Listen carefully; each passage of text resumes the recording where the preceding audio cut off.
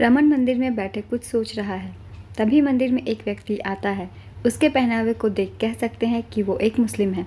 वो मंदिर में आकर हाथ जोड़कर पूजा करता है।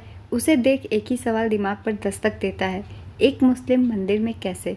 वही एक सवाल रमन को उसकी सोच से बाहर निकालता है और वो उस शख्स की तरफ देखता ही है कि वह शख्स उसे अनपूछे सवाल को भांप लेता है और वही मंदिर के द्वार पर रमन के पास जाकर बैठ जाता है और खुद ही कहता है, मेरा नाम जायद है, मैं मुस्लिम समाज से हूँ, रोज़ाना मंदिर आकर पूजा करता हूँ।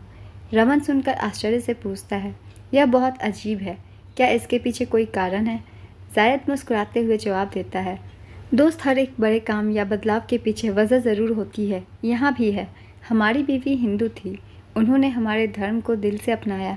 यही एक उम्मीद उनकी आंखों में हमारे लिए भी थी कि हम उनके धर्म का आदर करें और उन्हें धर्म के रीति रिवाज का पालन करने दें।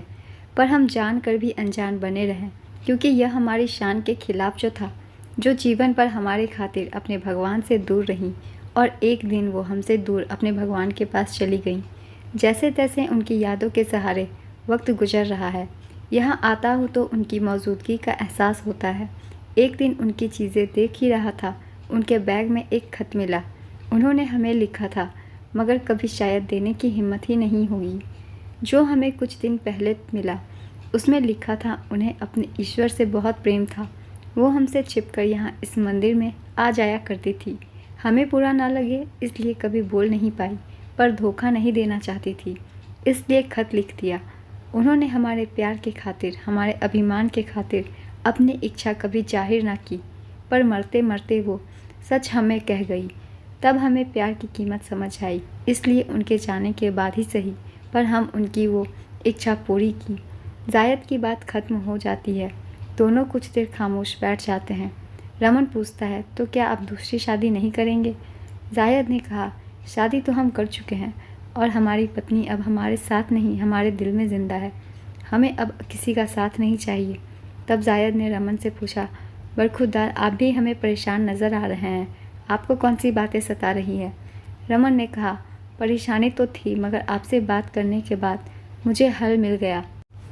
जायद ने कहा, ऐसी क्या परेशानी थी? रमन ने कहा, मेरी गर्लफ्रेंड से मेरी लड़ाई हो गई थी।